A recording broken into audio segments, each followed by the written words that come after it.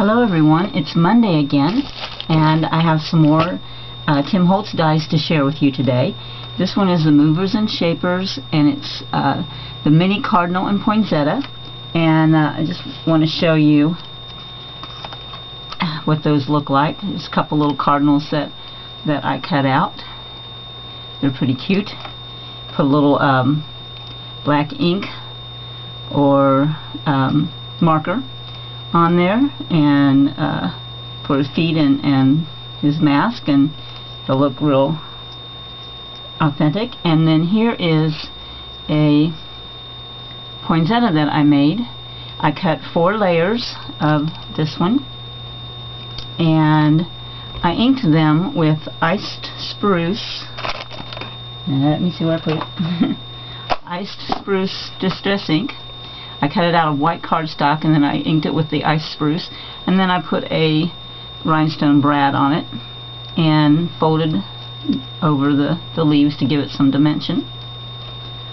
So that's what you get from this Movers and Shapers die, and I used it in the tray. Here are the 2 pieces that come with this die. And I used 4 pieces of cardstock on this one and 2 on this one. So you can, and it cut out very easily. You can do a lot. You can get pretty thick. Like, here's my 4 pieces of cardstock that I used to cut this out, and then you can use that as a stencil later if you'd like on a card. So that's the small Movers and Shapers die, and what you can do with it. I'm going to move that out of the way, and I'm going to save that one. So next I want to talk about this bright star die, and I made a lot of these over the weekend. I was at a craft show and some time between customers, so I made some bright stars. And I made them out of Graphic 45's Nutcracker Sweet paper, and I made doubles, and then I put them together, and I put them together with the red line tape. I found that liquid glue was not cutting it. It took too long to absorb and to hold, even the tacky stuff. So I would recommend that if you do this, to use the red line tape or something similar. And then I used Tim's trims, and I used the tiny attacher and stapled them right there and made this ornament. And then I sprayed them with Perfect Pearls, the Heirloom Gold, and also the Light Pearl, just depending on which paper I was using. This one I sprayed with the gold, this one I sprayed with the silver. And so you could do matching backs or not. This one is not a matching, but it's complementary on the colors. That's another one. So these were really fun to make, and they're very inexpensive, and if you need a lot of ornaments for some grandchildren or some great-grandchildren that don't take a lot of time, this is your best bet. And let me show you. Oh, also, it has 2 sizes of stars on the die, so you can make little tiny ones as well if you have a little tiny tree. So let me show you how to do this. Get this out of the way, and I'm going to bring up my Big Shot and my Big Pick. Now, it's important with this die to use your crease pad. If you don't have the crease pad, you really want to get it. It's flexible, but it's thick. It's just like a thick foam, and if you don't use this, then you're going to find that your creases end up being cut instead of creases. So here's what the die looks like, and there's the large one and the small one, and I'm going to put some bright paper on there so that you can see what we're doing. So my sandwich is the acrylic pad, the steel wool die, your paper, and that paper's folded. Let me put this on instead. Make sure that I get it on there right. Okay. and then your crease pad. Don't put your other acrylic pad on top of there, just your crease pad. Okay, and I always put this on here upside down so that the handle is away from me.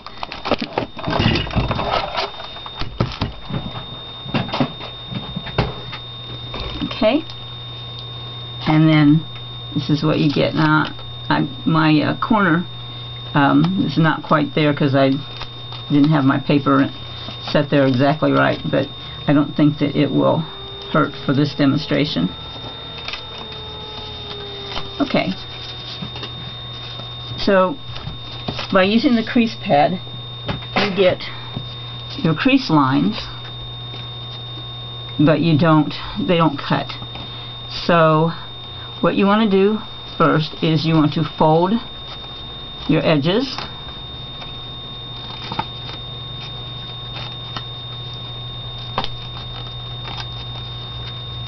Okay, all 5 edges. Okay, then you're going to start folding your other crease lines, and you want to fold them all the way across. This is the easiest way to do it. Any other way, and you're just making more work for yourself. So go straight around, and you'll notice that each crease has one ending in between the points and one ending that goes straight up the middle of a point. And you want to go all the way around, make sure that you fold them all. And I've got one more to do. Alright, now bring it back apart, fold your edges in, and then you're just going to push in and your star will form itself. Really, really easy. And then when you make 2 and you want to put one back to back, you can glue, or you can tape these edges to each other and they'll hold very well. Let me see if I can show you by using this one that comes with the die. I'm not sure I don't think it's all been folded, but let me do that real fast so that I can use it to show you.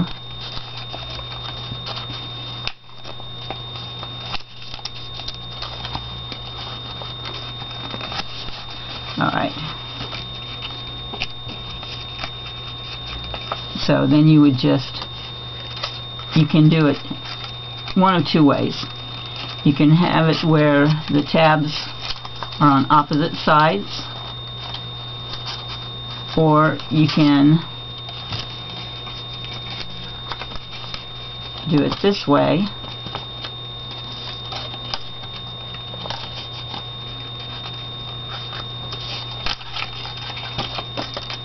and then take tab to tab. And when I did it this way, I started out by putting those 2 tabs, and then I fold this over and then start matching tabs. So you choose the way that works easiest for you. Either way was okay for me. When you put tab to tab, you end up with areas that are open, but if that doesn't bother you, then do it this way. Okay? And then the small star is really done the same way. To me, the small stars are a little harder to work with because my hands are a little stiff from some, maybe mid stages of arthritis, and it's easier for me to work with larger items than small. So, if you have some problems with small things with your hands, then you might want to not make this star. But if you don't have those problems, then they're pretty too. And they're done the same way. You just fold over those tabs, fold all your creases, and push it in. and it makes your star. Okay, see what I mean? I have problems working with little things. Here we go.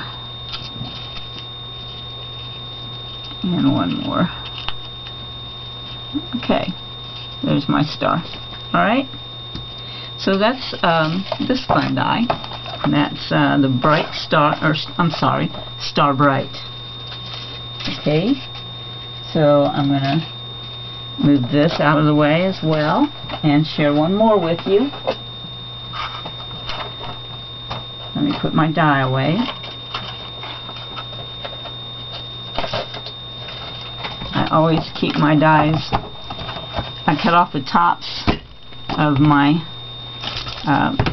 plastic case, and then I keep my dies inside there. Helps protect them and keep them clean. Okay, then the last one I want to share with you today is the Tattered Poinsettia, and it has 3 different sizes of poinsettia leaves. This is the middle. There's a larger and a smaller.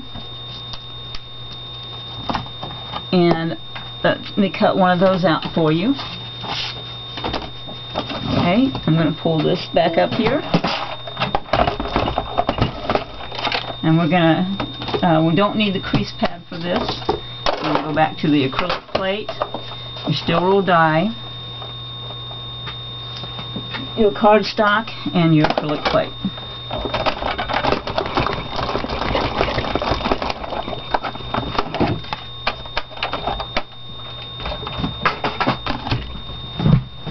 Okay.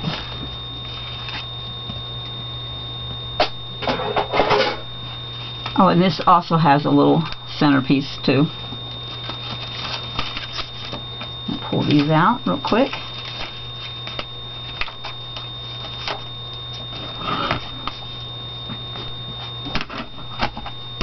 Get this out of the way.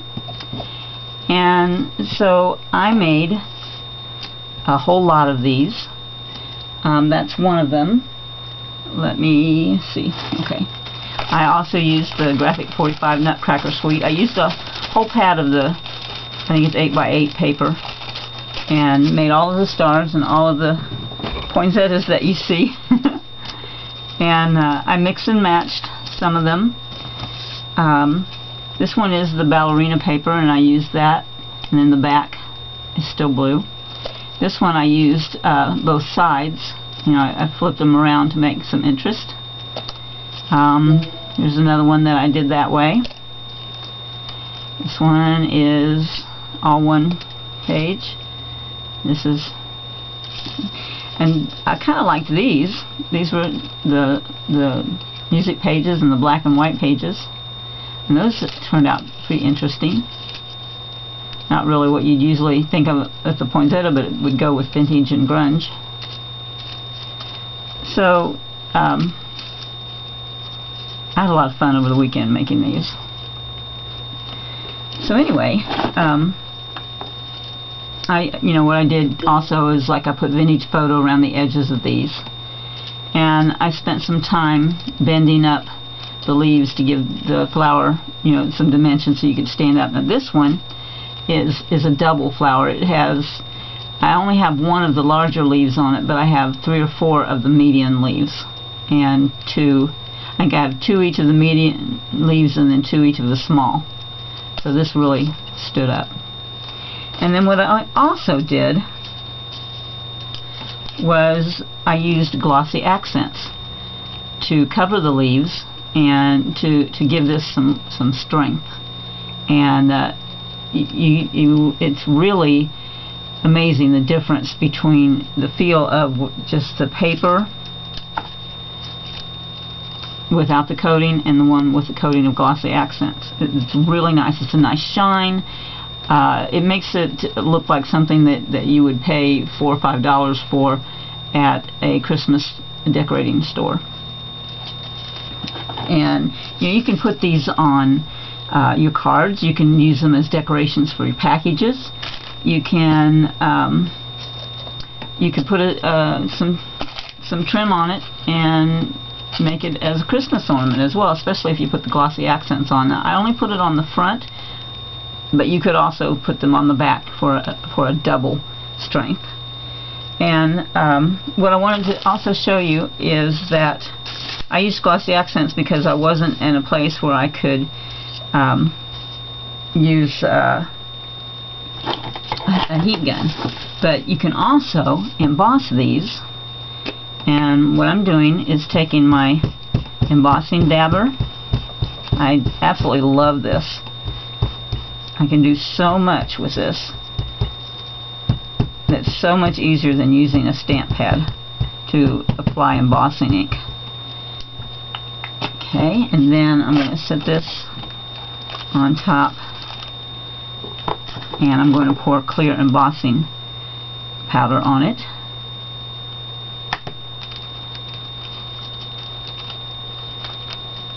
Make sure that it gets covered really well.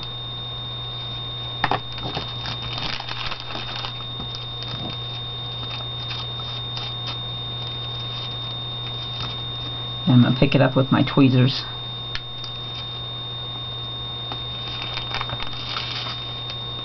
And I'm going to emboss it.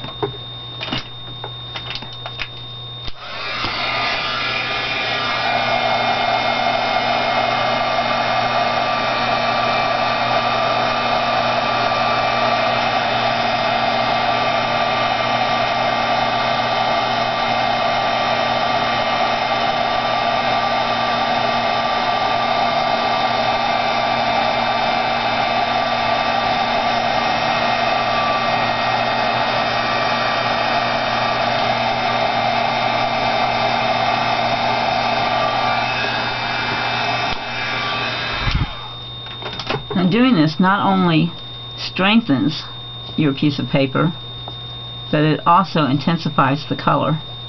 So I'm going to do that with each of these leaves.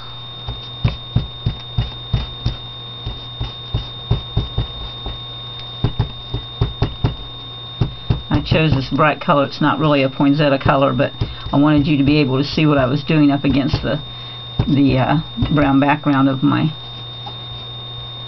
paper, or my craft sheet. Okay, let's bring this back in,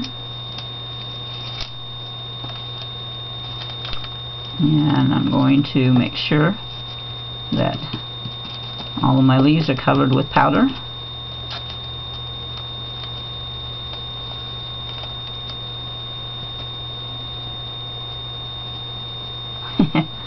Just pick that one up.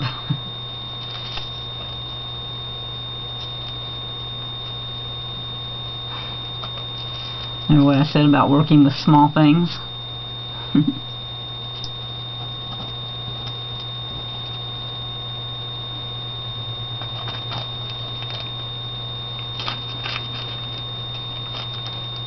Okay, so now let's emboss these leaves.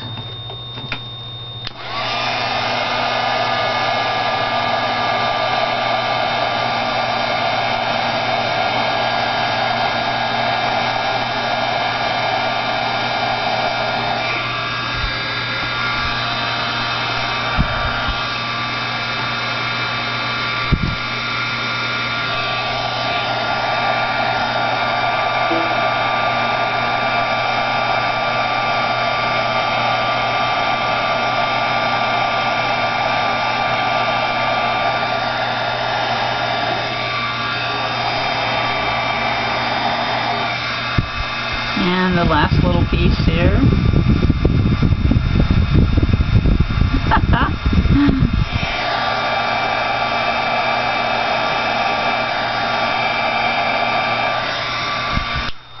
Okay.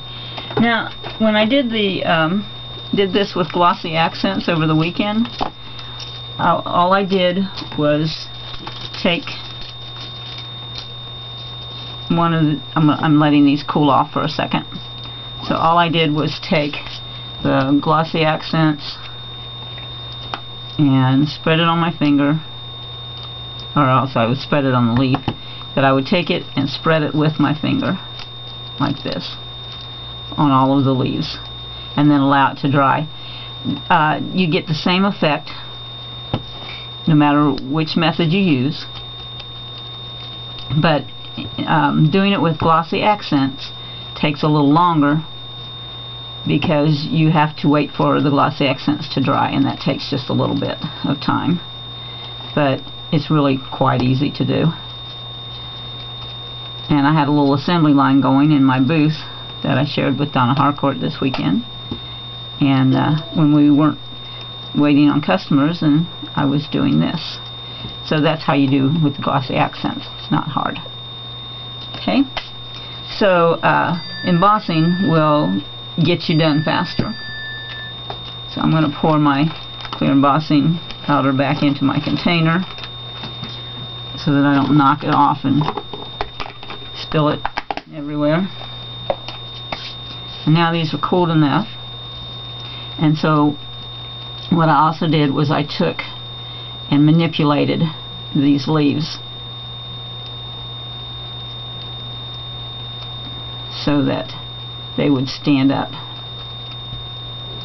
I just kind of folded them around my fingers like this.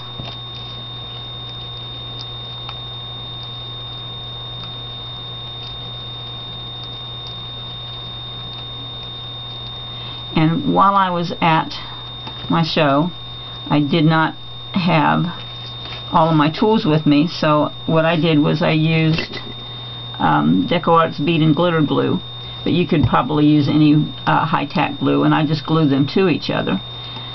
And what I want to do right now is use a brad to put them together with.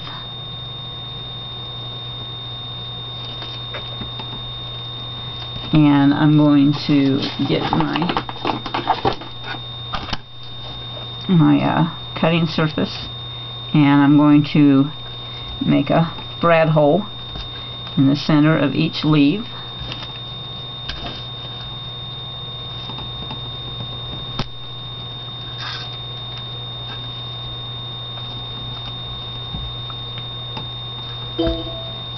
And then also in the center of my flower cluster. Okay. And then I'm going to pick out a nice brad. You see, these are buttons. I'm gonna look for my brads. There they are. I have some rhinestone brads, and I have some large ones that will match the color of this poinsettia that I just made. And so I'm going to start by poking them through the flower cluster, and then this small leaf, and then the middle. And you want to turn these and spread these around so that you fill in all the spaces. You don't want all the leaves to be on top of each other. And now you have a dimensional poinsettia. Okay, and I might place some more with that. So you can do this with that die. And then also some of the ones that I made this week, this weekend, I've got some different things that I want to put on them. Like I've got some little purple rosettes, and I might stick that one right there. That's a little big. I might stick those in there. And I've got, let's see, I've got the brads. I've got some little gems that I could stick in the middle.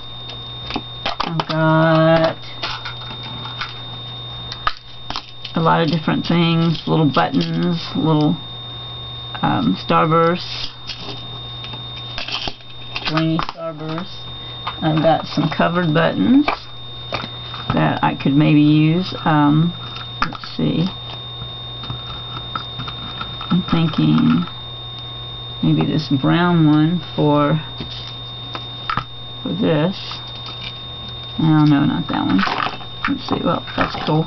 Let's just see what I've got here. I don't know, I think maybe I need something black for that. That one. Can bring out some antique buttons. Oh, that's fabulous right there. Some of these antique buttons that you pick up anywhere.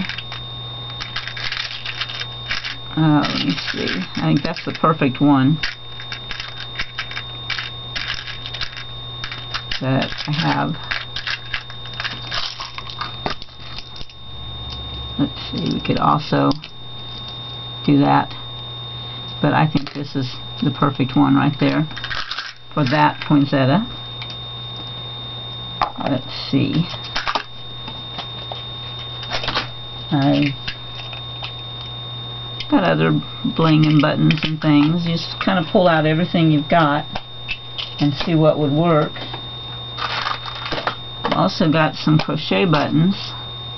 These are kind of large though, so I don't know if they would work.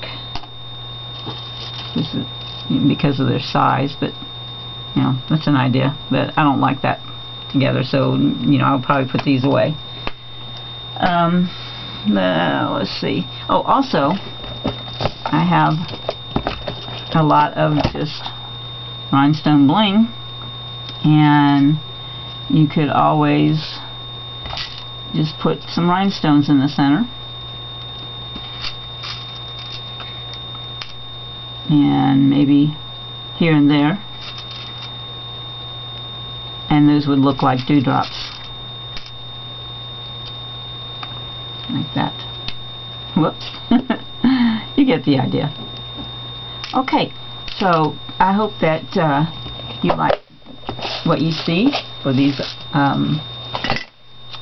dies and what you can do with all of them. They're very versatile, and I think that the poinsettia is going to turn out to be my very favorite die of all the Christmas dies. I don't know, that and the toy soldier are kind of running neck and neck. So anyway, have fun, and I will see you next Monday.